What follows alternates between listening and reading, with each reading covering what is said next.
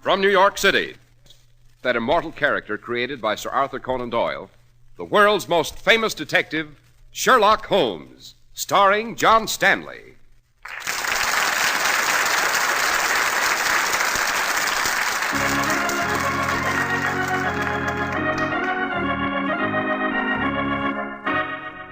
This week's story, The Adventure of the East End Strangler.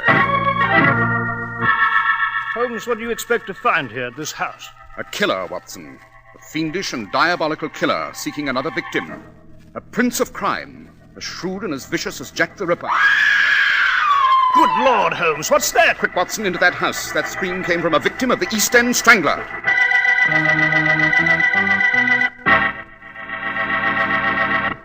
We're at the door of Dr. John Watson's study, and we're about to hear another of his adventures with the fabulous Sherlock Holmes. Well, good evening, Mr. Harris. Good evening, Dr. Watson. And what memoir are you compiling tonight, sir? Tonight, Mr. Harris, I am hard at work on an adventure that for sheer terror is unparalleled in my memoirs. If you can imagine a lurking shadow in the dark, the agonized scream of a stricken woman, all London held in a grip of dark horror. I'm afraid I'm a bit ahead of my story here, Mr. Harris. Well, you've got me on the edge of my chair now, Dr. Watson. What's this adventure called? My old friend Holmes always refers to it as the adventure of the East End Strangler.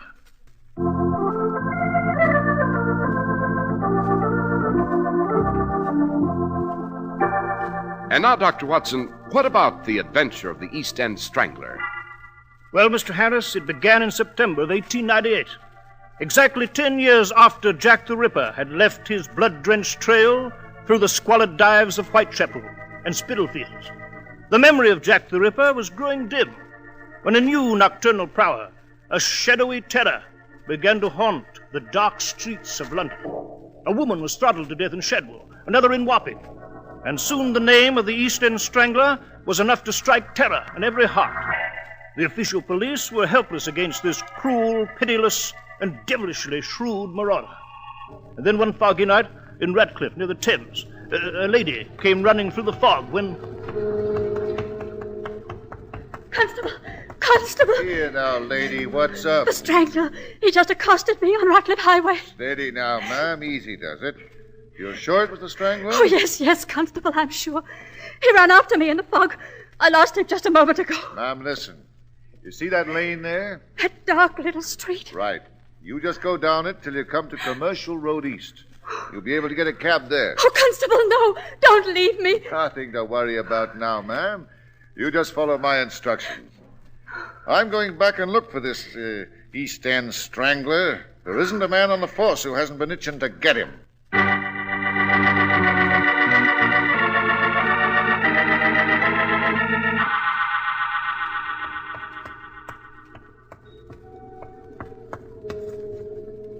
Who's that? Who's standing there in the fog?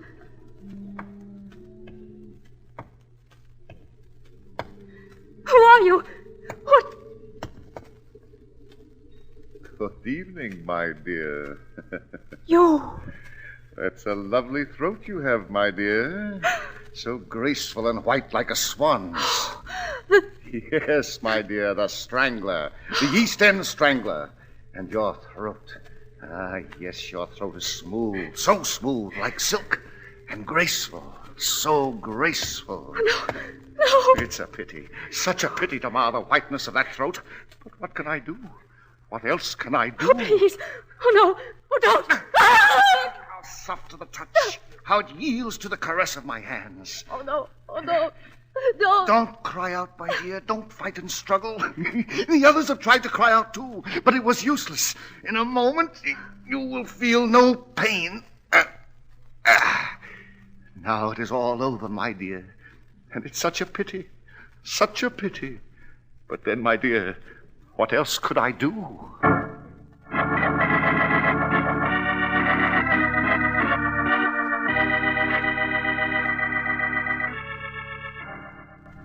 Mr. Holmes, Dr. Watson, This affair of the East End Strangler, I'm forced to admit, has got out of hand. So we have observed in the newspapers, eh, Holmes? Yes, quite, Watson, quite. I must say, Inspector Lestrade, it's rather late in the game to summon my colleague and myself. The official police have bungled this affair badly. I should say. Lady Wyndham last night was his third victim. I've no doubt he's plotting the fourth. Dr. Watson, the man's uncanny, a genius, I might say. He moves about like a shadow, strikes and vanishes. Yes. You've doubled the constables, Lestrade? Yes, Mr. Holmes. But the beggar seems to be on to the police every step of the way. He's eluded every trap we've set for him so far. Then we must bait the hook with a more subtle lure, my dear Lestrade. Now, suppose we examine the facts. Yes? First, the Strangler chooses only women as victims. We know that these women are of high breeding and good circumstance. Yes, but what are they doing in the slums of the East End, Holmes? That's an excellent question, my dear Watson, and a curious circumstance which will bear investigation. But now, let us examine the exact geographical area of the Strangler's operations. You have a map of London, Lestrade? Yes, Mr. Holmes. Right here on my desk. Capital. Now then, gentlemen, observe. The first victim was found in Shadwell, here. Yeah. The second in Wapping, here. Yeah. And the third and latest, Lady Wyndham, here, in Ratcliffe. Yes. Now, let us draw a circle around these points. By Jove, Holmes. They're all in the borough of Stepney. Precisely, Lestrade. The Strangler, for some pertinent reason, has limited his activities to Stepney in the East End. A whim, perhaps, but I'm more inclined to believe it's either design or circumstance. Now then, let us proceed with our investigation. What now, Holmes? Now, Watson, we shall examine Lady Wyndham's body in the mortuary.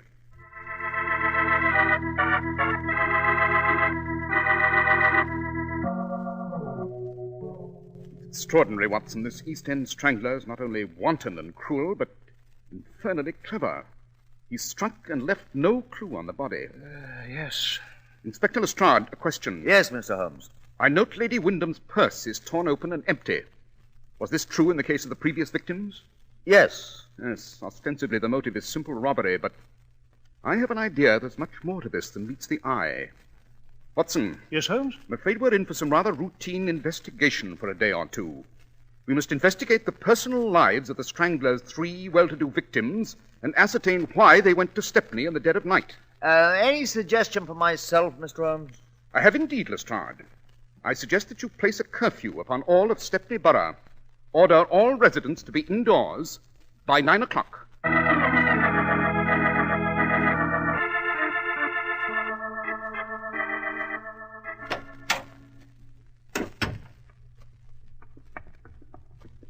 Lady Margaret. Lady Margaret, ma'am. Oh, it's you, Mary. What? You're all dressed, milady. Surely you're not going out at this time of night alone? Yes, I must. It's urgent. But it's dangerous, Mum. What with the Strangler walking the streets and all? I've got to take the chance, Mary. It's a foggy night outside, and I don't think anyone will see me. Lord love us, Mum, but it's all too much for a poor girl like me. Why should you be going out on a night like this and all alone? Mary, you remember my confiding in you about George? You mean... Yes, the man I almost married 20 years ago. I just got a letter from him this morning. Lady Margaret, then he's alive. He's come back to London. Yes, but he's in desperate straits, Mary. Oh, you understand. Hiding in the slums of Stepney. The police are pursuing him for something he didn't do, and he needs money. Money to get away. I must bring it to him tonight. Alone. And Mary... Yes, Lady Margaret? You're not to breathe a single word of this to anyone. Everything I've told you now and before is in the strictest confidence. You understand? Yes, Mum. Very well. I'll go back to the servants' quarters and go to bed. I won't be back until early this morning.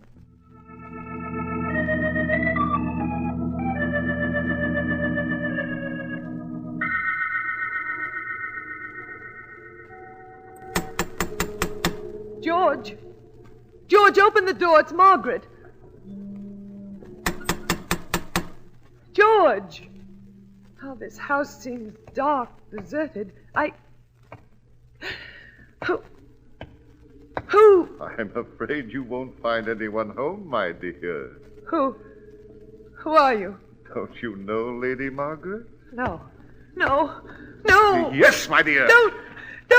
Such a lovely throat, such a pretty white throat, such a soft, warm throat. What can I do? Now then, my lady, first the letter from George and then the money, and we'll be off. Oh! Stand where you are! The police! Halt!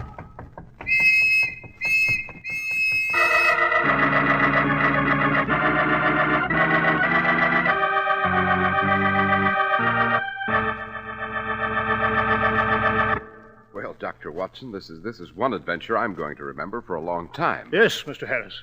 What you've heard is only the beginning.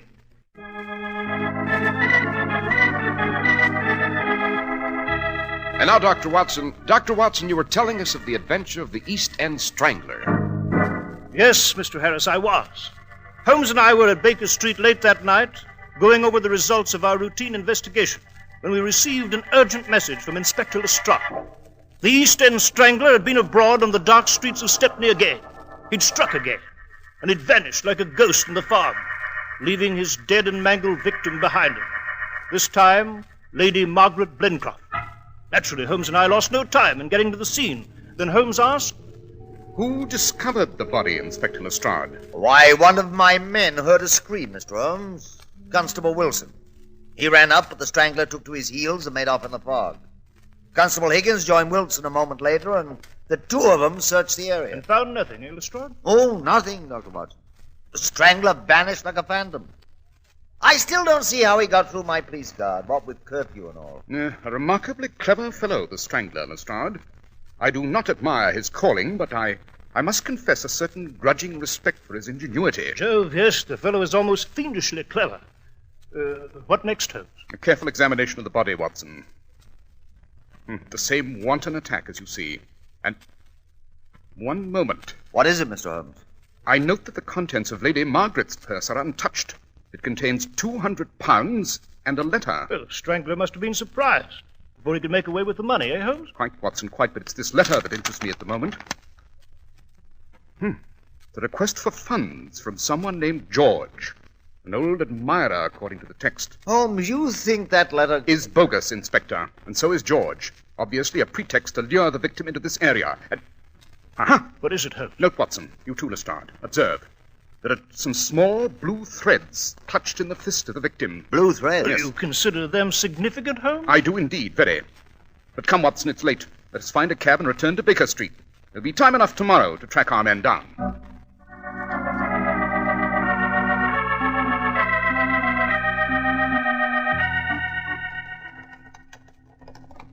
Holmes, I must confess I'm completely baffled by this Strangler fellow. Are you, Watson? I cannot say the same for myself.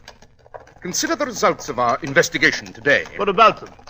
We found that each victim, on the day of her murder, had withdrawn a large sum of money from the bank. Yes, Holmes, I know. We know that the killer lured his victims to the slums of the East End, and specifically to Stepney, through the use of bogus letters purporting to be from old friends or lovers. Well, what about it, Holmes?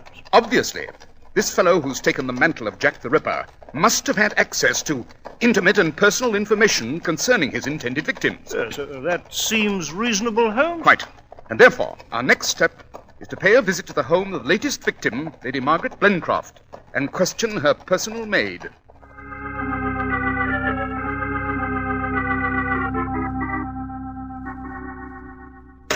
Well, Holmes, all the maid could tell us was that she was asleep. Didn't hear Lady Margaret go out. I'm afraid we didn't get very far here. Oh, on the contrary, Watson, we did. Eh? What do you mean? The contents of her sewing basket. They were significant. Very. But come, let's be off to Scotland Yard. Scotland Yard? Why? I wish to talk to Inspector Lestrade, and then to inspect the police who will be on the lookout for the Strangler tonight.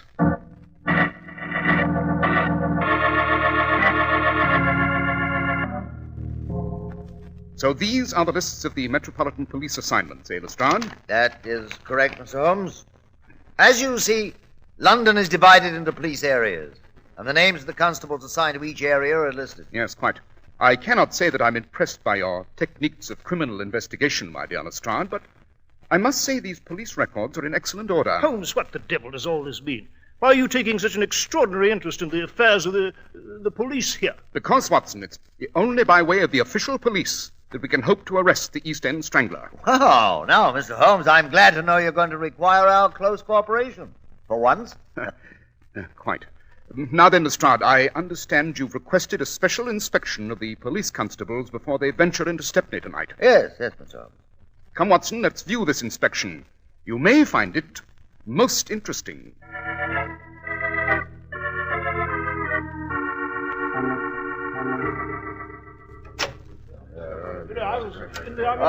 Well, here we are, gentlemen. As you see, the men are waiting for inspection. Attention! Oh, fine-looking squad of men, Inspector. Finest on the force, Dr. Watson. Suppose we review the constables now, Lestrade. As you wish, Mr. Holmes. After you.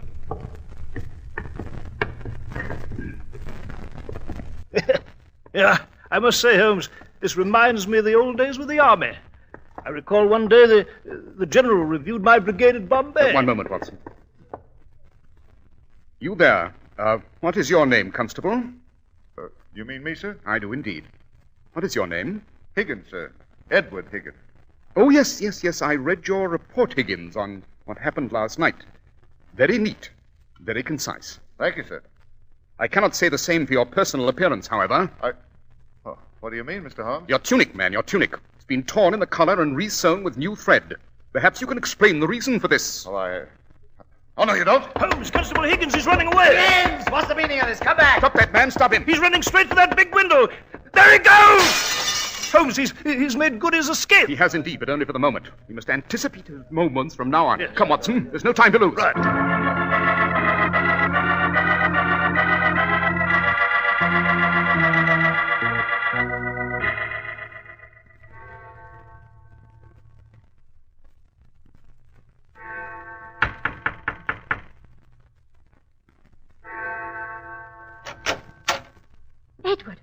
Edward Higgins. Shut the door, Mary, quick. Edward, what are you doing here? You're supposed to be on duty. It's Holmes, Mary. He's found me out. The game's up, and I've got to get away to the hideaway on the continent. Edward, well, I'll go with you like we arranged. We'll go together. Wait till I pack my bag. Don't bother, Mary. What? What do you mean? The East End Strangler still has another job to do. Another neck to twist. Edward, what do you mean? Whose neck? Yours, my dear. Edward, no! Yes, Mary. You know too much about me and our little game. You know where I'm going to hide out from here. This Detective Holmes will be sure to worm it from you. Edward, for the love of heaven! Besides, why should I share all the money I took from those fine ladies with you? I got plans of my own, dearie. Oh, Edward, no, please, don't! Ah! Such a lovely throat, my dear. So graceful, so smooth. A pity, Mary. But what can I do? What can I do? Take your hands from her, Higgins. Holmes! Look out, Holmes, he's going to rush you. I'll teach you to interfere. Suppose I teach you a little jiu-jitsu, Higgins. Away you go. Jove, Holmes, you flung him right over your shoulder. Well, he's unconscious. Yes, quite, Watson. He made the mistake of being off balance on the attack. Now, while this constable lies here, Watson, suppose you go out and find another constable to arrest him. And this woman as his accessory.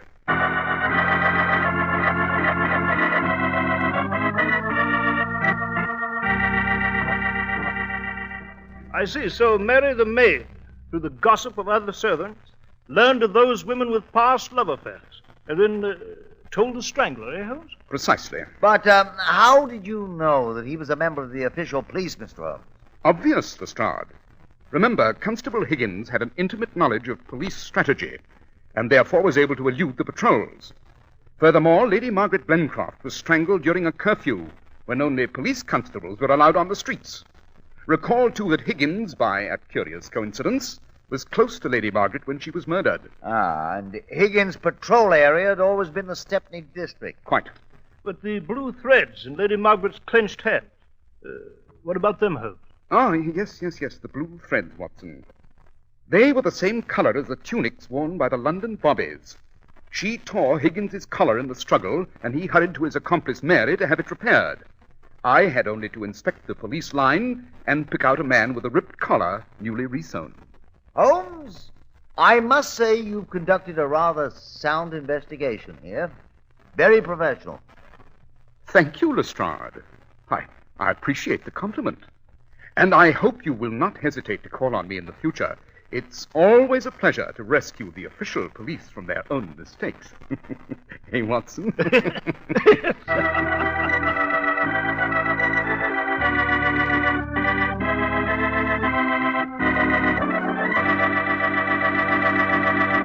Well Dr. Watson, that was some adventure. Yes, Mr. Harris. And I'm happy to say that while the person who made Mary received a life sentence for her part, the East End Strangler was hoisted by his own petard, so to speak, on a rope in Newgate Prison.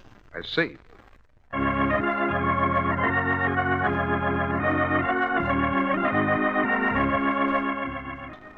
The world's most famous detective, Sherlock Holmes.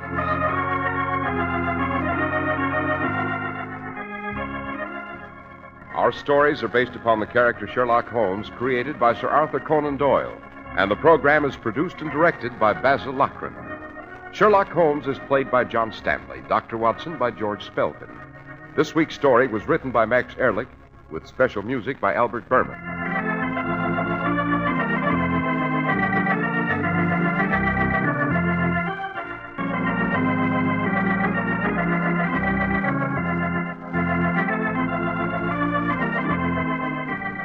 Be sure to listen next week to Sherlock Holmes in Murder on a Wager.